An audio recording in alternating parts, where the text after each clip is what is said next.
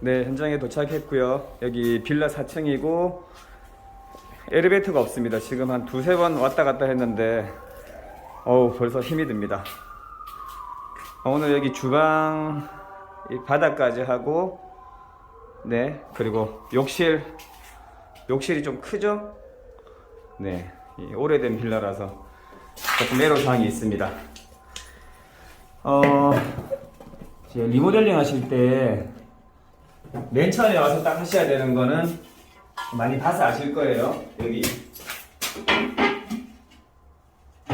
벽이 얼마나 직각으로 잘 되어 있는지를 먼저 봐줘야 됩니다. 타일 대부분이 딱 답이 나오거든요.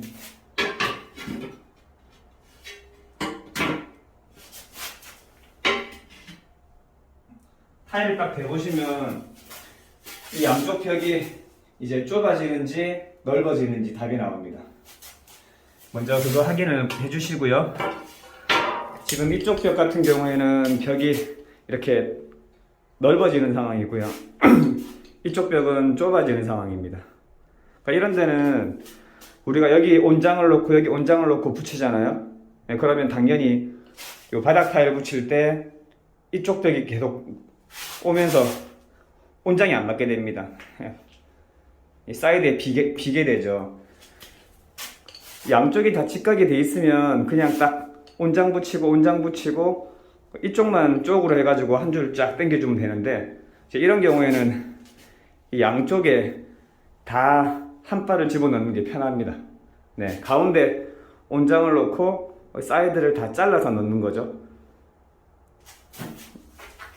맨 끝에 왔을 때 한 바가 얼마나 커질지 모르잖아요. 그러니까 그 크기를 계산해 가지고 너무 한 바가 이렇게 안 크게, 처음부터 크게 하면 나중에 온장 들어가도 여기 오면 그 공간이 생길 수 있거든요. 그래서 감안하셔 가지고 한 바를 한 중간 정도 보통 양쪽으로 집어넣는 게 좋습니다. 물론 온장이 들어가면 제일 이쁘긴 한데 이렇게 벽이 벌어지는 상황에서는 그게 불가능하죠. 네, 그거 먼저 한번 체크를 해보시는 게 제일 중요하고요. 그거 체크 안 하시면 나중에 바닥 붙일 때 눈물 납니다. 그거 체크 먼저 하셨으면 두 번째 하실 게 바로 벽 상태 확인해 보는 겁니다.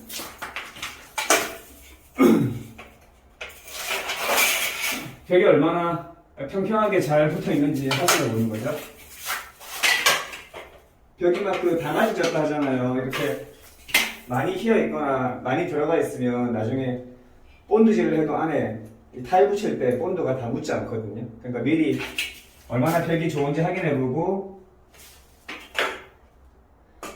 우리 흑손을 어떤 사이즈로 사용할 건지 미리 정할 수가 있죠. 좀 두껍게 칠 건지 얇게 칠 건지 정하면 됩니다. 지금 벽은 상태가 되게 좋습니다. 그냥 8mm짜리 가지고 하면 제일 좋을 것 같아요. 보통 본드는 얇을수록 좋으니까 8mm로 하고, 이제 조금 접착이 안 되는 곳에는 배면 처리, 타일 뒤에 배면 처리를 해가지고 붙여주면은 제일 좋다고 생각을 합니다. 네, 저 창틀 부분은 나중에 실리콘으로 마감을 한다 하셨고, 뭐 별 변동사항이 없습니다. 천장은 하지 않는데요. 그래가지고 저까지 올려주면 몰딩으로 그냥 마무리 하신다고 하셨습니다. 네, 그렇게 작업을 한번 진행해 보겠습니다. 요 타일 기준 맞추는 거는 뭐 간단하죠. 저희가 300각 붙인다 치면은 저 위에부터 줄자로 계산을 해가지고 한 3장, 4장, 한 5mm만 더 여유있게 체크해가지고 붙이면 천장까지 딱 올라갑니다. 레벨기 튕구면은 뭐 한 군만 재도 상관없죠. 그런데 먼저 체크 한 군데 해놓고 레벨기 튕구고 한번 자로 한번 다 대봐야 됩니다. 천장이 좀 다를 수도 있으니까요. 먼저 꼼꼼하게 확인하는 게 제일 중요하고요. 그리고 이 붙이기 전에 요 사이드에 실리콘이나 뭐 다른 백시문이 껴있지 않은지 확인 다 하시고 다 떼주셔야 됩니다. 완벽하게 떼주셔야 나중에 타일 붙일 때 막 다시 막 본드가 손에 묻고 안 하거든요. 사전 작업이 중요합니다. 여기는 바닥에 물이 샜는지 뭔지 모르겠습니다. 여기 덧방 현장인데 저렇게 백시면이 다 돼 있었다고 합니다. 백시면이 막 덕지덕지 붙여 있어가지고 지금 저게 그라인더로 갈아낸 건데요. 뭐 그렇습니다. 일단 한번 작업 시작해 보겠습니다. 네, 안녕하세요. 지산아우중입니다. 유튜브를 시작하고 소박한 바람이 하나 생겼습니다. 우리 타일공들은 이 나라에서 공인된 전문 기술을 학습받고 전수받은 게 아니죠. 우리가 타일공으로 일할 수 있는 것 자체가 바로 내 직계 서브, 내 선배의 경험과 노하우를 전해받고 거기에 내가 직접 현장에서 부딪히면서 경험한 것들로 현재 일하고 계실 겁니다. 네, 그래서 정말 초보 타일공이든 대단한 경력의 타일공이든 내가 모든 걸 다 안다 이렇게 자신 있게 말할 수 있는 사람은 없을 겁니다. 왜냐하면 정보의 한계가 분명히 있기 때문이죠.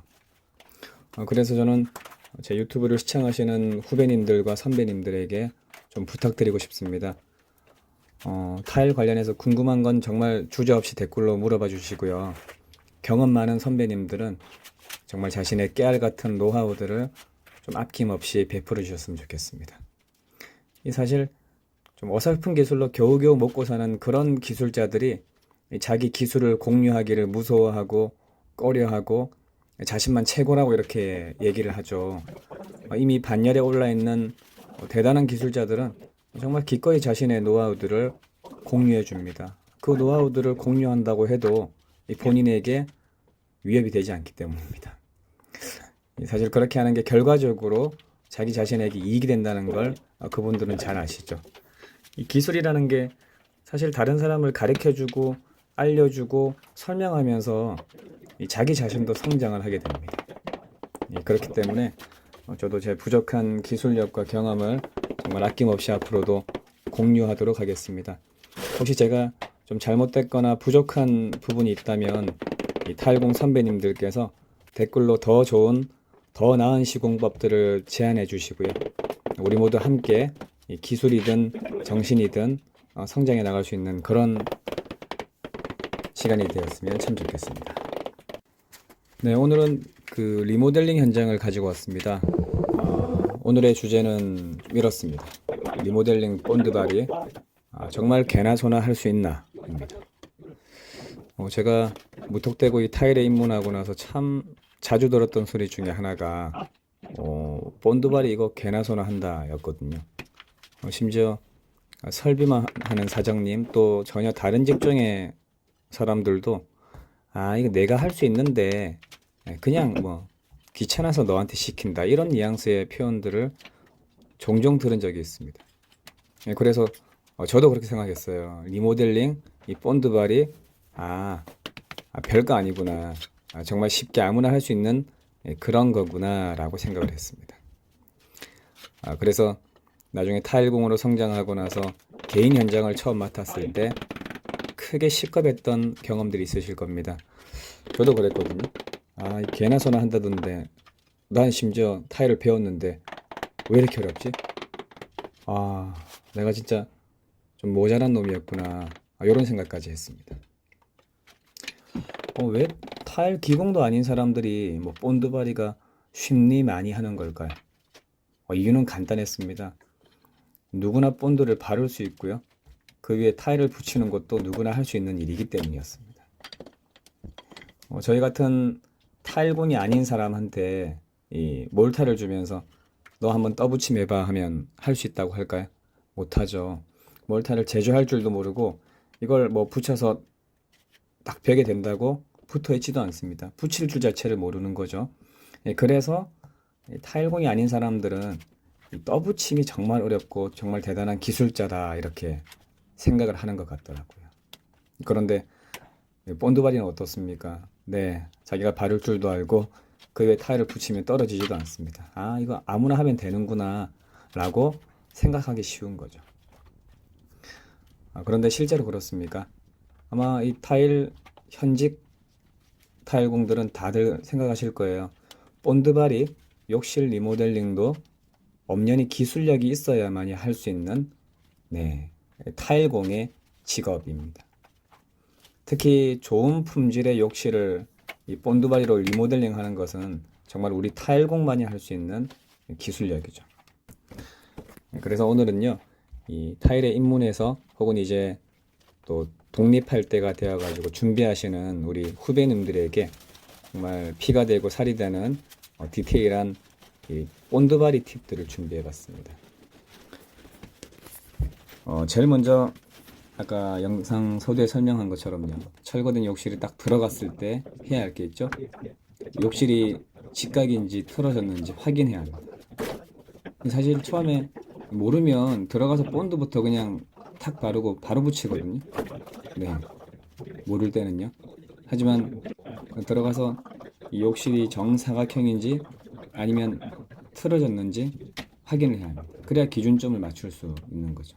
타일 한 장을 들고 벽 사면을 갖다 대보는 것, 네, 그것만 확인해도 충분하죠. 그걸 확인했으면 이제 뭘 하면 될까요? 수평자를 들고 벽이 얼마나 평평한지, 파도를 덜 탔는지 확인을 해야 합니다. 벽이 많이 튀어나오거나 푹 들어가 있으면 어떻습니까? 이 본드를 아무리 잘 발라도 타일 뒷면에 붙지가 않죠. 그래서 체크를 해봐야 합니다. 네, 그걸 체크했다면 이제 그 기준을 잡아야죠. 보통 화장실 문 있지 않습니까? 문틀 윗선이 나간 기준이죠. 그래서 거기에서 줄자로 재가지고 타일 온장이 들어갈 수 있도록 체크를 해줘요. 네, 본드 붙이기 전에 준비 작업, 사전 작업 다 끝났습니다. 이제 중요한 게 본드를 바르는 건데요. 보통 흑소는 8mm로 사용을 많이 합니다. 기본적으로 8mm를 사용하는 게 제일 좋죠. 너무 큰 미리수로 본드를 바르면 이 본드가 엄청 많이 들어가고 실제로 양생이 잘 되지 않습니다. 네, 본드가 잘 굳지가 않습니다. 그리고 타일이 흘러내려 가지고 타일을 붙이기가 어려운 경우도 생기죠. 네, 그럴 수 있다는 걸 좀 알고 이 8mm로 먼저 시작을 해보는 겁니다. 자, 이제 여기서 중요한 점 한 가지가 있는데, 보통 처음 본드를 바르면요, 그냥 벽에 딱 대고 쫙쫙 펴서 갈가리질만 잘하면 된다고 생각을 하더라고요. 저희 조공 보조분들도 그렇게 생각을 합니다. 그래서 본드 바르라고 시켜놓으면 정말 이쁘게 벽에 빡빡 발라 놓습니다. 아마 그런 경험 있으실 거예요. 사수가 다 발라놓은 벽면에다 타일을 붙여본 적이 있으시죠? 아마 그때 정말 잘 붙였을 겁니다. 그런데 여기 아주 중요한 사실이 하나 숨어 있습니다. 이 본드를 벽에 맞춰갖고 내가 팍팍 긁었다고 한번 생각해 보십시오. 만약 벽이 휘었거나 울퉁불퉁하면 타일이 어떻게 될까요? 당연히 타일에 단차가 생깁니다. 심한 경우는 이 타일을 붙이다 보면 저 마지막에 타일이 너무 튀어나와가지고 앞에 붙였던 타일을 다 떼야 되는 경우도 생길 수가 있습니다. 처음 리모델링 일을 맡게 되면 아마 그렇게 하시겠죠. 먼저 본드를 바르고 그냥 타일을 붙이면 된다라고 단순하게 생각을 할 테니까요. 그런데 지금 말씀드린 것처럼 본드를 바르실 때 그냥 벽에 무조건 팍팍 긁으면 안 됩니다. 우리가 바닥 시다지 할 때요, 그 긴 수평자 가지고 평면을 맞추잖아요. 이렇게 수평을 보면서 평을 잡습니다. 그거와 똑같다고 보시면 됩니다. 근데 문제가 뭡니까? 이 바닥 시다지 잡을 때는 거의 1m가 넘는 그 수평자로 이렇게 잡는 거죠. 그런데 벽은 우리 손바닥만한 뭐 30cm 정도밖에 안 되는 흑손 하나 들고 평면을 맞춰줘야 한다는 겁니다. 자, 어떻습니까? 사람들 초보자들이고 또 다른 업종에 있는 사람들이고 시다지 잡으라고 하면 시다지 못 잡죠. 네, 시다지 절대 못 잡습니다. 엄청 어렵게 생각하거든요. 똑같은 겁니다. 벽에 본드를 그냥 막 바르는 건 말 그대로 개나 소나 할 수 있습니다. 네, 회사원 데리고 시켜도 본드를 바를 수 있죠. 그런데 이 흑선 하나 들고 이 본드를 바를 때 평면을 맞추면서 발라주는 건 바로 우리 기술자 타일공만이 가지고 있는 경험과 감각입니다. 저는 흙수저잖아요. 연락할 사수도 없고 어려울 때 물어볼 선배님도 없었습니다. 그래서 이런 시행착오들을 직접 겪으면서 알게 된 노하우들이죠. 사실 이미 어느 정도 실력이 충분히 오르신 타일공들은 야, 이게 무슨 노하우야 이렇게 생각할 수가 있겠지만 이 간단한 것도 모르고 하는 분도 참 많습니다. 네, 이걸 알고 모르고의 차이가 사실 정말 어마어마하거든요. 이 본드를 평면을 맞춰 바른다고 두툼하게 도포하라는 소리가 절대 아닙니다. 네, 무조건 칼질을 하면 그 칼에 맞는 8mm의 라인이 딱딱딱 나와야 됩니다. 그러니까 얇게 바르면서도 평면을 맞출 수 있는 그런 감각을 익혀야 한다는 거죠. 본드를 잘 못 바르면 절대 타일을 단차 없이 깔끔하게 붙일 수가 없습니다. 본드를 잘 바르는 사람만이 정말 리모델링을 정말 깔끔하게 누가 봐도 정말 잘 붙였다라고 할 수 있게 그런 마감입니다. 하고 놀다가 좀 하겠습니다. 저는 좀 시간이 많이 들고 손이 많이 가도 십자 스페이스를 꼭 사용을 하는 편입니다. 십자 스페이스를 사용하면 우리가 컨디션이 좋던 안 좋던 이 타일 마감은 언제나 잘 나오게 되거든요. 그런데 십자 스페이스를 사용한다는 게 사실 쉽지가 않습니다. 왜냐하면 엄청 귀찮아요. 그리고 사실 마감이 그렇게 크게 차이가 나지 않습니다. 컨디션이 좋으면은 스페이스 이런 거 아무것도 필요 없이도 타일이 참 이쁘게 붙거든요. 그런데 컨디션이 안 좋은 날은 마감이 별로 안 좋아지게 됩니다. 그래서 저는 항상 이 십자 스페이스를 꼭 사용을 하고요. 시간 차이가 해봤자 한 30분 더 들겠죠. 타일 붙이는데. 그런데 나중에 다 해놓고 보면요, 단차도 하나도 없고 정말 라인도 정확하게 잘 빠지고 엄청 이쁩니다. 근데 이 현장은 저 비닐들이 저를 엄청 괴롭히네요. 이제 엉덩이에 붙어있는지도 모르고 계속 일을 했던 것 같습니다. 이 정도 노하우들을 한번 공유해 봤습니다.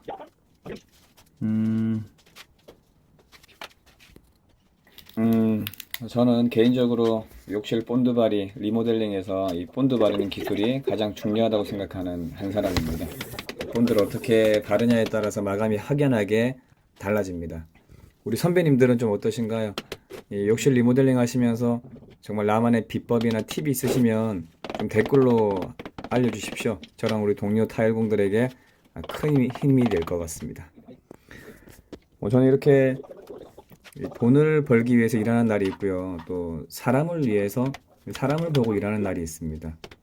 이런 리모델링이나 인테리어 관련된 일들은 당연히 저는 사람을 위해서 합니다.